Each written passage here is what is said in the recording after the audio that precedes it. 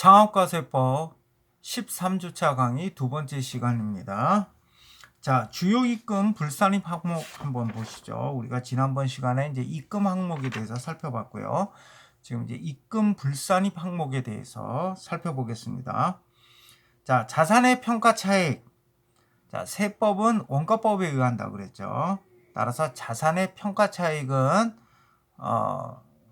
입금에 산입되지 않아요. 다만 이제 법률에 따른 평가 차익은 예외라고 했죠. 자산 수증익과 채무 면제이익, 이거는 이제 입금에 포함되는 건데, 그런데 이런 자산 수증익과 채무 면제이익인데 2월 결성금에 충당됐다. 2월 결성금에 충당된 경우에는 이건 입금으로 산입되지 않는다. 그 다음에 채무의 출자 전환으로 인한 채무 면제이익 중 법에 규정된 그런 요건에 해당되는 금액은 이것도 역시 입금 불산입니다. 뭐 그 정도만 알아두시면 돼요. 그다음에 2월 입금. 2월 입금은 이제 전년도 입금인데 이게 이제 2월 되어온 거죠. 2월 입금. 이미 법인세가 과세된 소득을 당기의 수익으로 잘못 계상했다. 이런 건 뭐 당연히 뭐 이건 입금이 아니겠죠. 그죠? 2월 입금. 그 다음에 부가가치세 매출세액. 부가가치세 매출세액은 뭐죠? 이게 입금인가요? 부가가치세 매출세액. 그건 내 돈 아니라 그랬죠? 내가 그 부가가치세법 강의할 때 그랬잖아. 부가가치세 매출세액은 내 돈 아니에요. 내가 지금 내 수중했다고 그건 내 돈 아니야. 그건 남의 돈인데 내가 잠깐 보관하고 있는 거야. 그렇게 생각해야 돼. 그건 내 돈이라 생각하면 안 돼. 그래가지고 그게 이제 문제가 생기는 거예요. 이건 뭐예요? 이건 부채예요, 부채. 부채야. 내가 내야 할 돈, 내가 잠시 맡아두고 있는 거예요. 그래서 부가치세, 매출세, 이건 당연히 입금 아니, 이건 부채예요. 부채의 성격을 가지고 있어요.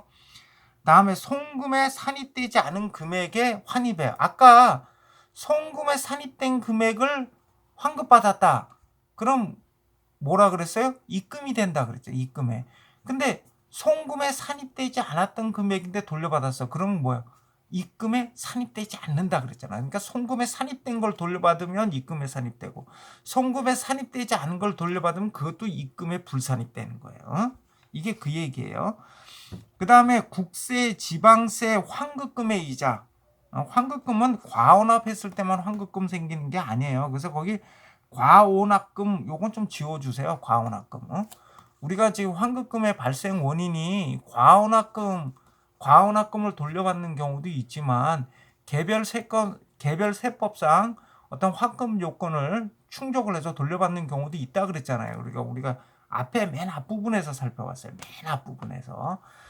그러니까 이때 이제 마치 이렇게는 과원합금만 그 돌려받는 과원합금의 이자만 여기에 해당되는 거 아니 이렇게 오해할 수가 있기 때문에 이 과원합금은 지워버리세요. 과원합금은 지우시고 그럼 어떻게 돼? 국세, 지방세, 환급금의 이자 이렇게 되는 거죠. 국세, 지방세, 환급금의 이자. 이 환급금의 이자는 이건 입금이 아니에요. 이거 왜 입금이냐 아니냐 하면 환급금의 이자 내가 무슨 뭐 이익 본 거 있어요? 뭐 엄밀히 따지면 뭐 이것도 뭐 이익이라고 볼 수 있겠지만 원래는 이건 내가 사실은 환급 받았다. 그러면 원래 이건 내가 낼 필요가 없는 세금인데 내가 나중에 돌려받은 거예요. 이건 세무서에서 야 내가 너무 많이 걷었다 야. 내가 돌려줄게. 이거 돌려준 거야. 이건 내가 잘못한 게 아니라 쟤네들이 잘못한 거야. 그럼 뭐야? 이자라는 게 뭐야? 원래 금전 같은 경우에는 금전을 일정 기간 사용하게 되면 뭐 금전을 갖다가 금전에 대해서는 그 일정 기간 동안에 이율에 따른 이자가 부과가 되잖아요. 그럼 어떻게 보면 이건 배상받은 거야. 이거 보상적 성격이 있다는 거죠. 네가 손해 입었는데 손해를 배상해주는 성격을 가지고 있다는 거예요. 그래서 이 환급금의 이자는 입금이 아니다.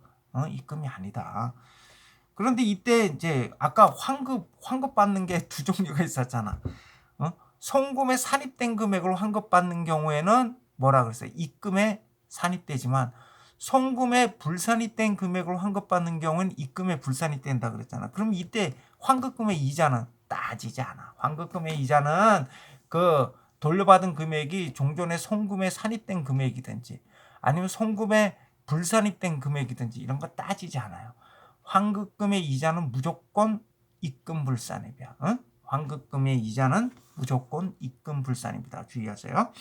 자, 이렇게 해서 이제 입금에 대해서 살펴봤고요. 다음에 송금 한번 살펴보자. 송금. 아까 입금은 뭐랬어? 순자산을 증가시키는 거. 송금은 당연히 순자산을 감소시키는 거겠죠. 그죠? 그래서 송금은 법인의 순자산을 감소시키는 손실 또는 비용을 말한다. 다만 여기서도 순자산의 순자산이 감소함에도 불구하고 자본의 환입, 자본의 환급, 자본을 돌려받는 거예요. 자본의 환급, 잉여금의 처분, 뭐 자본잉여금이나 이익잉여금을 말하는 거겠죠. 이것도 역시 자본이야. 이것도 다 자본고래에 해당되는 거예요. 그 다음에 법인세법에서 송금 불산입 항목으로 규정된 거, 이거는 비록 순자산을 감소시키더라도 이거는 송금이 아니다 이거예요. 이건 송금이 아니다. 그래서 이와 같은 손실과 비용은 사업과 연관되어야 되고 또한 수익과 직접 관련된 것이어야 한다. 그리고 또 여기 이제 조그마한 글씨로 되어 있는데 이것도 중요한 내용이에요. 송금을 인정받기 위해서는 법적 증명 서류를 구비해야 된다. 이거 법적 증명 서류. 우리가 아까 이것도 맨 앞에서 살펴봤어요. 맨 앞에서 접대비라든지 기타 비용에 대해서 송금 인정을 받으려면 법적 증명 서류를 구비를 해야 되잖아요. 그때 만약에 미적격 증명 서류를 구비한 경우에는 어떻게 되느냐 해서 뭐 건당 1만 원, 뭐 초과 이하에서 우리 앞에서 살펴봤어요. 앞에서 살펴봐서 그쪽 부분을 다시 한번 살펴보세요. 자, 이렇게 송금을 인정받기 위해서는 법적 증명 서류를 수취해야 된다. 다음에 비용 배분의 일반 원칙 한번 보면, 자, 송금 항목 중에는요, 비용 성격을 갖는 게 있고 자산 성격을 갖는 게 있어요. 자산 성격을 갖는 거, 자산은 뭐라서 나중에 비용으로 떨어진다 그랬잖아. 언젠가는 자산도 비용으로 떨어져요. 그런데 이제 이렇게 비용 성격을 갖는 건 바로 이제 그냥 송금으로 인정을 받게 되지만, 자산 성격을 갖는 것은 일단 자산으로 갔다가 비용으로 가게 되겠지. 자산으로 갔다가 비용으로 가게 돼. 비용으로 가는 때는 언제야? 감가상각 자산은 매년 뭐 감가상각비가 비용으로 계상됐다가 나중에 처분할 때 이제 그 송금으로 들어가게 되죠. 근데 이제 토지 같은 비상각 자산은 그건 뭐 감가상각이 안 되니까 그 경우에는 나중에 처분을 하게 되면 취득가액, 장부가액이 송금으로 들어가게 됩니다. 그래서 거기 보면 이제 판관비가 나와 있는데, 판관비는 상품을 판매하거나 관리하는 데 드는 비용이다. 그래서 이런 걸 이제 줄여서 판관비라고 한다. 자, 주요 송금 항목 한번 보죠. 122쪽 주요 송금 항목 한번 봐요. 자, 이런 경우 이제 송금에 해당이 된다 이거죠. 어떤 경우냐? 판매한 상품, 제품에 대한 원료의 매입가액, 원료의 매입가액, 그 다음에 부대 비용, 이런 게 이제 송금 항목이다. 그리고 이때 매입가액엔 매입 애누리라든지 매입 환입액 이런 거는 이제 뺀다. 이거 여기 매입 원가. 그 다음에 판매한 상품 제품의 보관료, 포장비, 운반비, 판매 장려금 등 이런 부대 비용도 여기에 포함된다 이거예요. 포함된다. 이런 것도 다 부대 비용도 다 포함되는 개념이에요. 그 다음에 양도한 자산의 양도 당시의 장부가액 이거 송금으로 인정된다 그랬죠. 그러니까 자산을 양도하면 양도 금액은 입금, 장부가액은 송금. 다음에 자산의 임차료, 내가 공장이라든지 상가 건물을 빌려서 내가 월세를 월세 임대료를 냈다. 이건 당연히 송금 인정받겠죠. 그 다음에 영업자가 조직한 단체로서 법인이거나 주무관청에 등록된 조합 또는 협회에 지급하는 회비, 대한상공회의소 이런데 내가 어떤 회비를 내고 있다. 이런 경우에 송금으로 인정받는다. 그 다음에 하여튼 파리바게뜨가 푸드뱅크에 남는 빵을 무상으로 기증한 경우 이때 파리바게뜨가 송금 인정받는다고 이해 나와 있죠. 한번 읽어보시고요. 그 다음에 어떤 미술품 같은 거를 갖다가 이제 구입을 해서 사무실, 복도 등 사람들이 지나갈 수 있는 공간에 비치를 했다. 이런 경우도 미술품 구입가액도 송금 인정받아. 이런 경우에는 송금 인정받는다. 근데 이제 금액이 한도가 있죠. 500만 원 이하까지. 건당 500만 원까지 송금 인정받는다. 근데 미술품 구입해서 사장실에 뜻 걸어놓고 지 혼자 보고 있다. 그러면 이거는 송금 인정 안 받아요. 그러니까 사무실 복도 등에 위치를 해야 된대.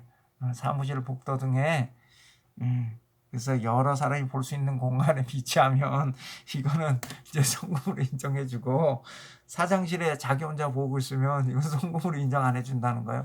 회사 돈으로 구입했으니까 당연히 자산에는 포함되겠지. 그 다음에 법인이 지출한 임원 등의 손해배상금, 어떤 임원이 뭔가 잘못해서 손해배상을 줬어요. 자, 이런 경우 법인의 업무 수행과 관련되고, 또 고의 중과실로 인한 경우가 아니라면 이런 손해배상금으로 지급한 돈도 송금으로 인정된다. 이거 송금으로 인정된다. 대손 사유를 충족한 대손금. 우리 이거 대손 충당금에 대해서 앞에서 소득세법에서도 이거 살펴봤었죠. 예를 들어서 무슨 뭐 외상 매출 채권이나 미수금 같은 거를 무슨 소멸시효가 완성했다든지, 아니면 채무자가 도망을 쳤다든지, 아니면 채무자가 부도 파산 났다든지 해서 못 받는 거, 이런 건 뭐예요? 송금으로 인정된다 이거예요. 다음에 접대비. 우리가 여기 이제 송금 중에 가장 핵심은 접대비, 기부금, 감가상각비예요. 이 세 가지가 제일 중요해, 송금 중에서는. 그럼 먼저 접대비 한번 보죠. 접대비. 자, 접대비란 접대, 교재, 사례, 기타 이와 유사한 목적으로 지출한 비용이다. 그래서 이 접대비 같은 경우는 첫째 사업 관련성이 있어요. 사업과 관련해서 지출한 금액이 되죠. 그 다음에 또 접대비 같은 경우에는 일정 한도가 있어요. 그래서 접대비는 그 접대비 한도 내에서 지출한 금액만 송금으로 인정돼. 접대비 한도를 초과해서 지출해서 그럼 뭐죠? 그 송금 부인되잖아요. 송금 불산임. 그리고 그때 소득처분은 어떻게 된다 그래서 기타 사회유치. 우리가 그때 소득처분 중에서 무조건 기타 사회 유출되는 경우가 있잖아. 그게 뭐야? 접대비 한도 초과 지출한 금액, 기부금 한도 초과해서 지출한 금액. 이거 다 뭐야? 기타 사회 유출이라 그랬잖아. 응? 배운 지 얼마 안 됐는데. 자, 그러니까 접대비는 사업 관련성이 있어야 되고 일정한 한도 내에서만 송금 인정이 된다. 이 접대비하고 조금 비슷한 게 있어. 그게 뭐냐? 광고 선전비라고 해서 광고 선전비. 광고 선전비는 뭐야? 이것도 역시 업무와 관련성이 있는 거지. 그죠? 당연히 광고 선전비 업무와 관련됐죠. 자, 업무와 관련되는데 광고 선전비는 한도가 없어. 광고 선전비는 전액 송금 인정이야. 기업 입장에서는 굉장히 좋지. 그러니까 접대비 같은 경우에는 한도가 있어요. 한도 내에서 지출한 금액만 송금 인정인데 광고 선전비는 전액 송금 인정이 된다. 그러면 광고 선전비하고 접대비하고 차이점은 뭐가 있느냐? 접대비는 그 대상이 특정인이다 이거야. 접대비는 특정인. 그렇잖아. 우리가 접대를 할 때 특정인에 대해서 접대를 하잖아. 그런데 광고 선전비는 뭐예요? 원칙적으로 불특정 다수인이다 이게. 불특정 다수인 광고 선전. 우리 광고할 때 무슨 뭐 특정 사람한테 가서 광고하는 건 아니죠. 여러 사람한테. 불특정 다수인을 대상으로 해서 하는 거죠. 그래서 물론 특정인에 대해서 할 수도 있어요. 그럴 때는 이게 접대비냐, 또는 광고 선전비냐 이게 논란이 되겠지. 근데 내가 이제 원칙적인 걸 얘기하는 거니까 접대비 같은 건 업무 관련성이 있어야 된다. 그리고 일정한 한도 내에서 지출한 금액만 송금 인정이 된다. 그리고 특정인을 대상으로 한다. 근데 광고 선전비도 업무 관련성이 있어야 돼요. 근데 광고 선전비는 한도 없이 전액 송금 인정받고, 그리고 광고 선전비는 원칙적으로 불특정 다수인을 대상으로 한다.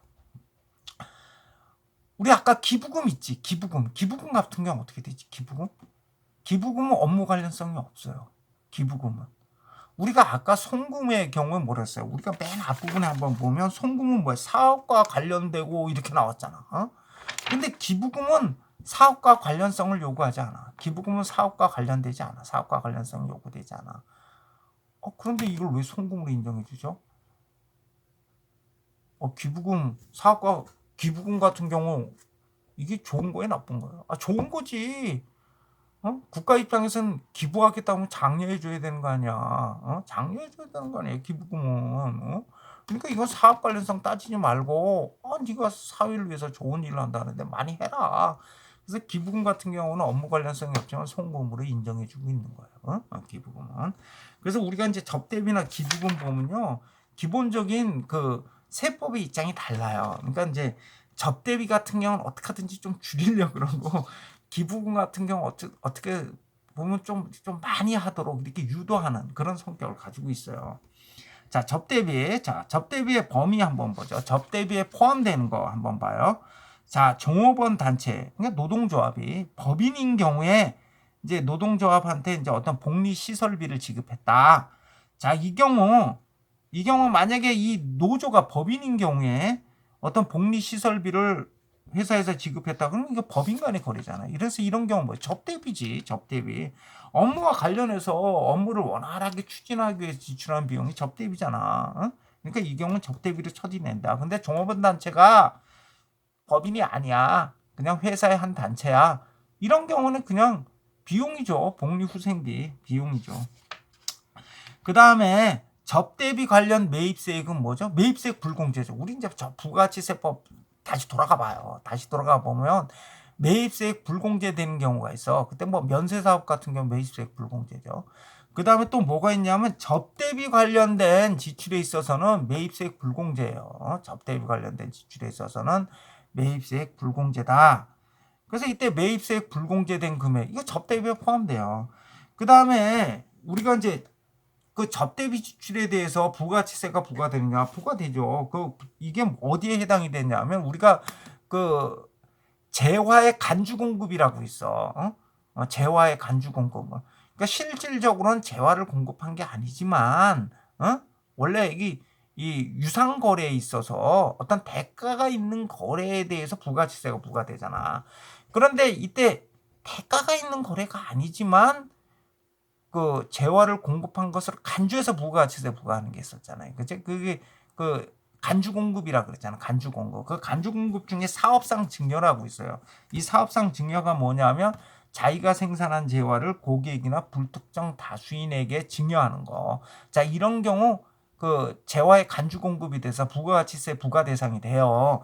그럼 이때 이제 매출세액을 부담하게 된단 말이죠. 그런데 이때 부담하는 매출세액도 접대비에 포함이 된다는 거예요. 자, 매출세액이 접대비에 포함되면 회사 입장에서는 이거 유리한 거예요, 불리한 거예요? 불리한 거죠. 왜냐하면 매출세액이 포함된다는 얘기는 접대비 한도가 금방 차진다는 얘기거든. 접대비는 뭐야? 한도 금액 내에서만 인정되는 거예요. 근데 접대비 금액을 크게 인정하면 인정할수록 이거 금방 찰 거 아니야, 접대비 한도가. 그러니까 매출세액을 빼주면 회사 입장에선 좋지. 응? 정상적인 회사라면 접대비 한도를 초과하거든요. 망하기 일보 직전 회사가 아닌다 하면은 항상 접대비 한도를 초과한단 말이야. 그런데 매출세액 같은 거 빼주면 얼마나 좋아. 근데 이 매출세액까지 포함시킨다 이거야, 접대비 금액에 이 매출세액까지 포함시킨다고. 왜 이거 공급 가액만 잡지를 않고 이거 공급 대가를 갖다가 접대비로 잡는다 이거야. 공급 대가를 이거 빼주면 좋지. 뭐 매출세액 어차피 이거 부채인데. 근데 하여튼 좌우지간 매출세액까지 접대비에 포함된다 이 얘기예요. 매출세액까지. 그 다음에 약정에 의한 채권 포기액이 있었는데 채권을 포기했어. 내가 채권을 가지고 있는데 포기했어. 그냥 약정에서. 근데 이걸 왜 포기했냐? 거래관계 개선을 위해서. 거래관계 개선을 위해서 포기했어. 그럼 이건 뭐야? 이건 사업의 원활한 추진을 위해서 한 거잖아. 그러니까 이건 접대비에 해당이 돼. 접대비에 해당이 돼. 근데 만약에 업무 관련성이 없다. 그러면 이제 기부금에 해당이 되고요. 그 다음에 채권 포기 약정을 했는데 이게 뭐냐면 나머지 채권을 회수하기 위해서 어차피 쟤는 갚을 능력이 없어.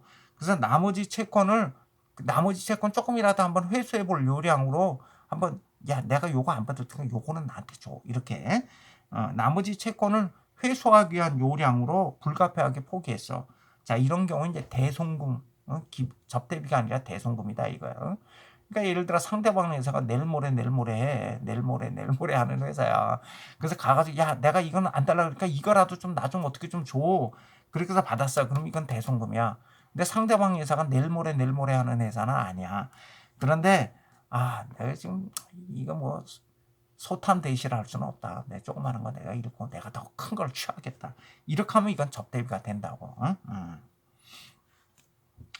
그 다음에 접대비에 포함되지 않는 거, 예를 들어 주주나 임직원이 개인적 용도로 지출해서 임직원이 지 식구 데리고 가서 아주 고급 레스토랑을 가서 잘 먹고 왔어. 이건 접대비 아니지. 자, 이런 경우에는 이거 송금 불산입니다. 이거 어떻게 한다 그랬어? 이런 경우 사회유출이죠. 사회유출에 소득적은 사회유출. 그래서 임직원인 경우는 어떻게 돼? 상여로. 만약에 주주였다, 그럼 배당으로 가는 거죠. 그죠? 판매장려금 뭐예요? 판매장려금 송금 항목이 아까 포함된다 그랬잖아. 부대 비용으로. 판매와 관련된 부대 비용으로 송금 항목이 포함된다 그랬잖아. 그러니까 얘는 접대비가 아니야. 그러니까 판매장려금은 전액 송금으로 인정된다. 그 다음에 이제 광고 선전비가 나왔네. 광고 선전비하고 이제 접대비. 자, 광고 선전 목적의 불특정 다수인을 대상으로 어떤 견본품이나 달력, 수첩, 부채, 컵 등을 증정하는 경우에 광고 선전비야. 불특정 다수인을 대상으로 하는 경우.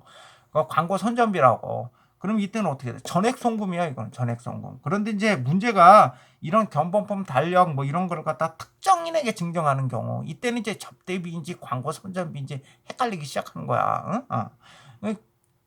이럴 경우에는 특정인에게 증정한 경우에 1인당 연간 3만 원을 초과하고 3만 원을 넘고 1인당 연간 3만 원을 넘고 건당 1만 원을 초과하면 접대비예요. 이거 이외에 나머지는 광고 선전비다 이거야. 근데 여기 접대비의 특정인에게 이런 견본품, 달력 이런 어떤 물품을 증정한 경우에 접대비가 되는 경우는 요 경우에만 접대비가 되는 거예요. 이거 아닌 나머지는 다 광고 선전비예요. 그런데 이 접대비가 되는 경우가 아주 제한적이죠. 1인당 연간 3만 원을 초과하고 엔드 초과하고 건당 1만 원을 초과한 경우 접대비가 되는 거야. 그래서 만약에 건당 1만 원짜리야. 1만 원짜리 물품을 특정인에게 1만 원짜리 물품을 10개 줬어. 이거 접대비야, 광고 선전비야? 광고 선전비지. 왜냐하면 1만 원을 초과하지 않았잖아. 1만 원을 초과해야 접대비로 간다니까. 1만 원을 초과해야. 1만 원 초과하지 않았잖아. 그러니까 이건 뭐야? 광고 선전비로 가는 거예요. 그러니까 접대비로 가는 경우가 1인당 연간 3만 원을 초과하고 엔드 건당 1만 원을 초과하면 접대비. 나머지는 다 광고 선전비다. 그 밑에 이렇게 쭉 얘가 나와 있죠. 요거 여러분들 꼭 읽어보세요. 확인해 보세요. 다음에 이제 현물 접대비. 접대비를 갖다 현물로 줄 수도 있죠. 뭐 우리 회사 제품으로 줄 수도 있어요. 뭐 현대자동차는 자동차로 주나? 뭐 그럴 수도 있지. 자동차. 근데 하여튼 현물 접대비. 현물로 이렇게 접대비를 현물로 지출을 했을 때 이 금액을 어떻게 하느냐? 죄송합니다. 이게 뭔가 오타가 났어요. 거기 보면 미니멈으로 되는데 맥시멈, 맥스로 바꿔서 MAX, 맥스. 그래서 맥스 장부가 시가. 그러니까 장부가 시가 중에 큰 거. 장부가 시가 중에 큰 거. 큰 금액으로 한다 이거예요. 예를 들어 시가가 1,000만 원인데 장부가는 700만 원이다. 그러면 얼마로 해? 1,000만 원으로 한다. 이거 1,000만 원으로. 1,000만 원으로 한다. 우리 지금 세법 입장은 뭐야? 접대비는 되도록이면 인정을 안 해주려고 그래. 접대비는. 접대비에 대해서는 뭐 불가피하다는 측면을 인정을 하기는 하지만 되도록이면 인정을 안 해주려고 그래. 그럼 어떻게 돼? 금액을 높게 잡으려고 그래. 그래서 빨리 접대비 한더 채우게 만들려고. 그러니까 여기서 미니멈으로 갈 리가 없지. 그치? 미니멈으로 갈 리가 없잖아. 맥스로 가겠지. 큰 걸로 인정하도록 하겠지. 접대비 한더 빨리 채우라고. 그러니까 미니멈이 나올 리가 없지. 그래서 맥스, MAX, 그러니까 MAX 장부가 시가 중에 큰 금액에 의한다. 자, 이제 중요한 접대비 한도 한번 보죠. 접대비 한도. 일반 접대비 한도는 기초 한도 플러스 수익 금액별 한도예요. 내가 거기 플러스 한다는 얘기가 빠졌어. 응? 그러니까 일반 접대비 한도는 여기 기초 한도 플러스 수익 금액별 한도에 두 금액을 합한 금액을 한도로 한다. 기초 한도는 뭐냐 하면 연간 1,200만 원이야. 연간 1,200만 원까지는 그냥 인정해 주겠다 이거야. 그러니까 중소기업인 경우에는 3,600만 원. 이건 접대비 인정해 주겠다. 그래서 기초 한도가 1200만 원, 중소기업인 경우는 3600만 원. 그런데 요거는 1년이에요, 1년. 1년이기 때문에 만약에 6개월만 사업을 했다, 그러면 어떻게 돼? 절반만 인정하는 거지. 그래서 12분의 6, 절반만 인정하는 거죠. 그 다음에 수익 금액별 한도를 한번 보세요. 일반 수익 금액 곱하기 적용률. 여기 수익 금액은 뭐예요? 이건 매출액을 말하는 거예요. 매출액. 이거 소득 금액 아니에요. 여러분들 헷갈리시면 안 돼. 이건 수익 금액이에요. 수익 금액을 기준으로 하는 거야. 그래서 일반 수익 금액 곱하기 적용률 플러스 만약에 특수 관계인과의 거래가 있었다. 특수 관계인과의 거래가 있었다 하는 경우에는 이런 특수 관계인과의 거래로 인한 수익 금액, 이걸 특정 수익 금액이라 그래요. 여기 특정 수익 금액은 특수 관계인과의 거래로 인한 수익 금액을 말하는 거예요. 이 특정 수익 금액 곱하기 적용률 플러스 10%, 요거는 10%만 인정해 주겠다 이게. 요거는 10%만. 응? 그래서 이게 이제 수익 금액별 한도예요. 근데 여기 적용률인데 이게 적용률이 빠졌어요. 적용률이 빠졌어. 내가 이 교재를 급하게 만들다 보니까 좀 뭔가 이렇게 빠진 부분이 많아요. 그래서 적용률 한번 간단히 한번 적어보세요. 적용률이 수익 금액이 100억 원 이하이면 0.3%, 수익 금액이 100억 원 이하이면 0.3%, 그리고 100억 원을 초과하고 500만 원 이하인 경우에는 0.2%, 100억 원을 초과하고 500억 원 이하이면 0.2%, 500억 원을 초과하는 부분, 500억 원을 초과하는 부분에 대해서는 0.03%예요.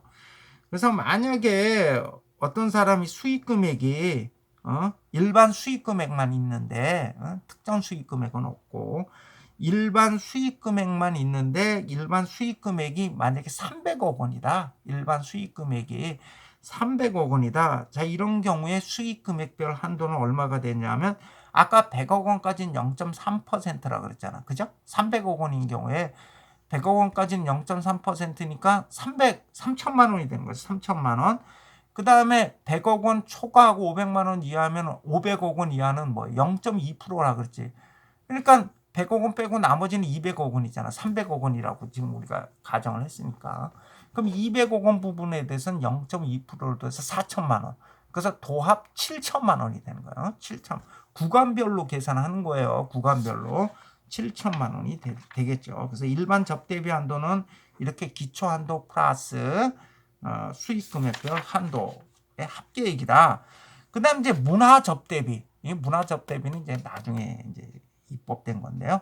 문화 접대비 한도를 한번 보죠. 문화 접대비 한도. 문화 접대비 한도는 실제 지출한 문화 접대비를 이제 그 한도로 하는데 문제가 여기도 일정한 한도가 있어요. 얼마? 일반 접대비 한도액의 20%. 일반 접대비 한도액 있잖아요. 접대비 한도액 나왔을 거 아니야. 여기에 20%까지 문화 접대비로 인정을 해주겠다 이거예요. 그러니까 일반 접대비 한도액의 20%까지 문화 접대비, 실제 지출한 문화 접대비를 인정을 해주겠다. 그래서 그럼 여기서 말하는 문화비라는 게 도대체 뭐냐? 문화 접대비가 이게 이제 문화 예술 공연, 체육 활동, 뭐 프로야구 뭐 이런 거, 박람회 박물관 입장권 구입권, 그죠? 비디오물, 음반, 음악, 영상물, 간행물 구입, 문화 관광 축제 입장권 구입, 미술품 구입, 뭐 이런 것들이 이제 문화비야. 이런 문화비로 지출한 경우 접대비를 문화비로 지출했어요. 사업 관련돼서 문화예술공 오페라 관람하게 입장권 사서 좋다든지 뭐 이런 경우겠죠. 이런 게 이제 문화 접대비인데 이런 문화 접대비 한도에 대해서는 이 범위 내에서 문화 접대비를 인정을 해준다 이거예요. 술만 먹고 뭐 이러지 말고 문화 생활도 좀 하라 이 얘기죠. 자, 이렇게 해서 이제 접대비 한도까지 이제 살펴봤고요. 다음에 기부금 한번 보죠. 기부금. 자, 기부금이란 사업과 관련성이 없어요. 이건 업무 관련성은 없어. 근데 이제 무상으로 지출하는 거죠. 그죠? 무상으로 지출하는 게 기부금이다. 자, 기부금의 범위 한번 볼까요? 본래 기부금은 사업과 관련이 없고 비특수관계인에게 무상으로 지출하는 금액이다. 그럼 특수관계인에게 지출하면 어떻게 되냐? 특수관계인에게 지출하는 경우에는 이게 부당행위 계산 부인 특례가 적용된다 이거예요.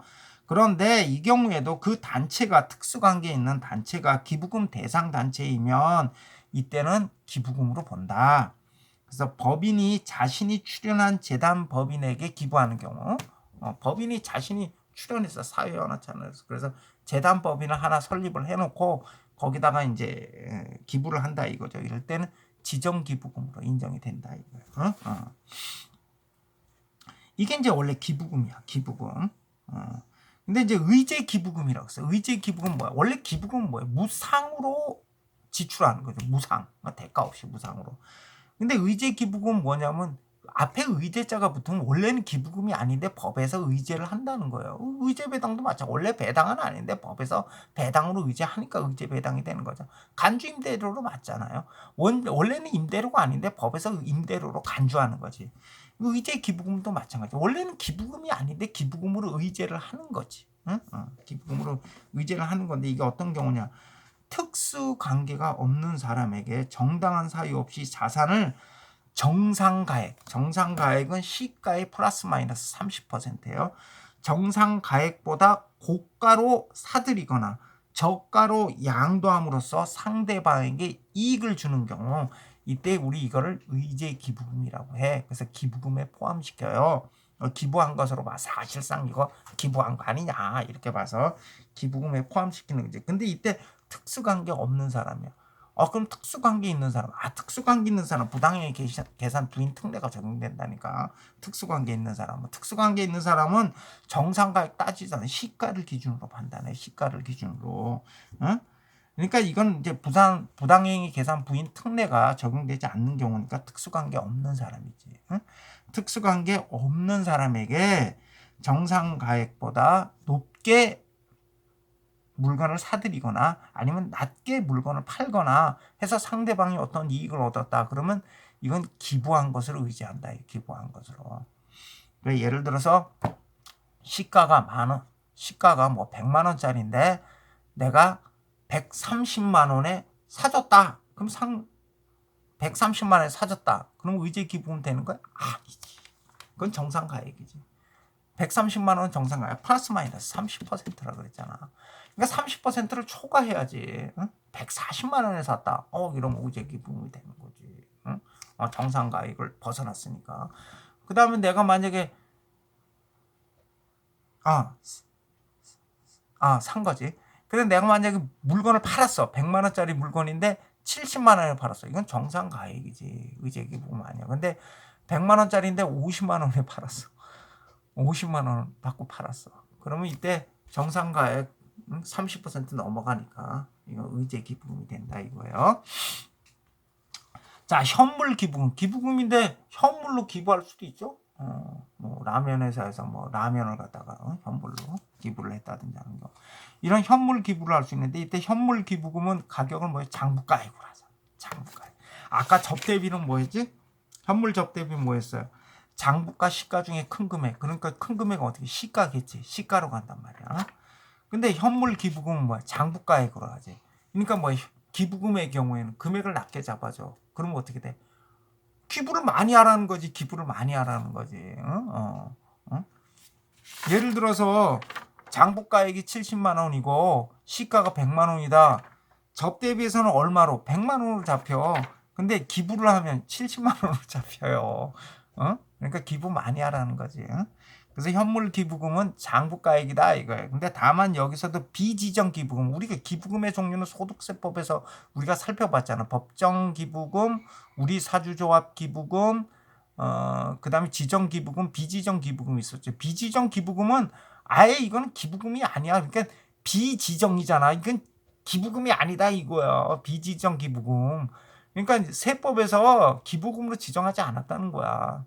그러니까 이거는 아예 기부금에서 빠지는 거야. 비금에서 빠져. 응?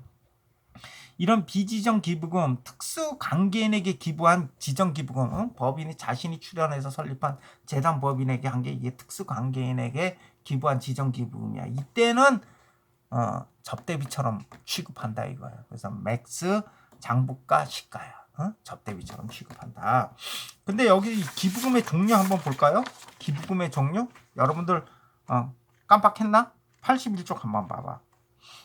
81쪽에 보면 기부금의 종류 있어. 소득세법에. 법정 기부금은 뭐야? 국가 지방자치단체에 대한 기부금, 국방헌금, 그 다음에 천재지변으로 인한 이재민에 대한 구호금품, 그 다음에 사립학교라든지 또는 뭐 국립대 병원, 서울대 병원, 사립대 병원 등에 대한 기부한 금액. 그럼 국립대학은 어디 가지? 국립대학은 없네. 국립대학은 어디로 갔지? 국립대학은 국가에 대한 기부금에 포함되어 있어요. 국립대학의 운영 주체는 국가잖아. 그러니까 여기 국립대학 어디 간다 찾지 마세요. 국립대학은 국가야. 그다음 공립대학은 서울시립대학 있지. 그다음에 충북도립대학 있어. 이거 공립대학은 뭐 지방자치단체. 그러니까 왜 여기 사립대학만 있고 국립대학이나 공립대학은 없어요. 이러지 마세요. 국립대학하고 공립대학은 지금 동그라미 1번에 가 있는 거야. 그 다음에 뭐 사회복지 공동모금회 재단법인 바보의 나눔 등에 대한 기부금, 그 다음에 대한적십사사 독립기념관 등에 대한 기부금, 이런 것들이 뭐야? 법정 기부금이야. 그 다음에 우리 사주조합 기부금은 우리 사주조합에 지출한 기부금인데, 이 우리 사주조합 기부금은 여러분들 이제 헷갈리지 말아야 될 게 다른 법인의 우리 사주조합원이에요.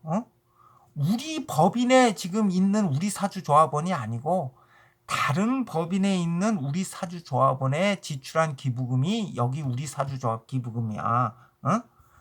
그럼 우리 법인에 있는 우리 사주조합에 어떤 금품을 지급을 했다. 그럼 그건 뭐야? 그건 기부금 아니에요. 기부금 아니야. 그럼 그건 뭐야? 그거는 뭐 복리후생비가 될 수도 있고 뭐가 될 수도 있는데 그건 전액 송금 인정이야. 기부금도 기부금 한도가 있어요. 기부금 한도가 있어요. 그러니까 여기서 우리 사주조합 기부금이라고 하는 것은 다른 법인의 우리 사주조합 기부금을 말하는 거예요. 법인세에 있어서는 다른 법인의 우리 법인에 있는 우리 사주조합에 지급한 그건 지출한 금액은 그건 기부금이 아니야. 무상으로 지급한 건 그건 기부금이 아니야. 그건 그냥 전액 송금 인정이야. 전액 송금 인정. 그건 전액 송금 인정 유리한 거지. 기부금에서 빼주고. 그 다음에 지정 기부금이 있어요. 지정 기부금은 이제 법정 기부금을 뺀 건데 뭐 사회복지법인에 지출한 기부금, 종교단체 기부금, 여러분들 교회나 이런 데 가서 돈 내잖아. 종교단체 기부금. 그 다음에 의료법인은 아까 여기서 말한 뭐 국립대병원이라든지 서울대병원, 사립대병원 이런 거 뺀 의료법인이에요. 의료법인에 대한 기부금. 그 다음에 거기 동그라미 8번 학교장이 추천하는 개인의 교육비, 연구비, 장학금으로 기부한 금액. 그러니까 초중 고등학교, 대학교의 학교장이 추천해줘. 어떤 기업에서 이렇게 장학금 주면. 그래서 나도 예전에 동부그룹 장학금 받았어. 동부그룹 장학금 학교에서 추천해줬어. 그래서 동부문화재단인가? 그래서 거기서 내가 장학금을 받았어. 그런 거 여기 지정기부금이야. 그런 거 지정기부금. 내가 기부금이 아니고 그쪽에서 지정기부금이 된다고. 이런데 이제 내가 받은 돈이 기부금이 된다는 게 아니고 학교장이 추천하는 개인의 교육비, 연구비, 장학금으로 기부한 금액. 요거 이제 지정기부금. 요런 게 이제 지정기부금. 비지정기부금은 이건 우리 그 세법에서는 이건 기부금을 안 봐. 비지정기부금은 뭐냐? 종친회, 향후회, 동창회, 신용협동조합, 새마을 금고 등에 대한 기부금. 이게 비지정기부금이란 말이에요. 자, 기부금 한도를 한번 볼까요? 기부금 한도 보시면 자, 갈 길이 뭔데? 기부금 한도. 자, 법정 기부금 같은 경우는 기준 소득 금액의 50%. 법정 기부금은 기준 소득 금액의 50%가 한도예요. 기준 소득 금액의 50%. 그럼 기준 소득 금액이 뭐냐? 근데 기준 소득 금액도 어떻게 표시가 안 됐냐? 기준 소득 금액은 어떻게 계산하냐 하면요. 이건 여기 기부금에만 아주 특이한 개념인데요. 기준 소득 금액은 차가감 소득금액이라고 있어요. 차가감 소득금액. 차가감 소득금액 플러스 법정기부금, 우리사주조합기부금, 지정기부금 지출액, 그 다음에 빼기 2월 결성금. 다시요. 기준소득금액은 어떻게 계산하냐 하면 기준소득금액 이꼬르 차가감 소득금액 플러스 법정기부금, 우리사주조합기부금, 지정기부금 지출액 빼기 2월 결성금.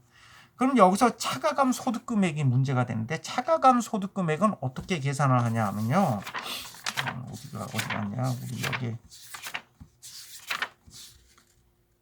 차가감 소득금액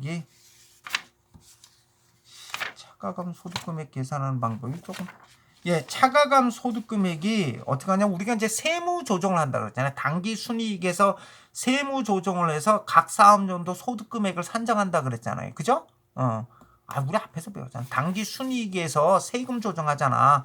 그래서 무슨 예를 들어서 입금산입, 송금불산입, 뭐 입금불산입, 송금산입 이렇게 해가지고 세무 조정을 해서 각 사업연도 소득금액을 산출을 하는데, 이때 당기 순이익에서 그 입금산입, 송금불산입, 뭐 송금산입, 입금불산입 해서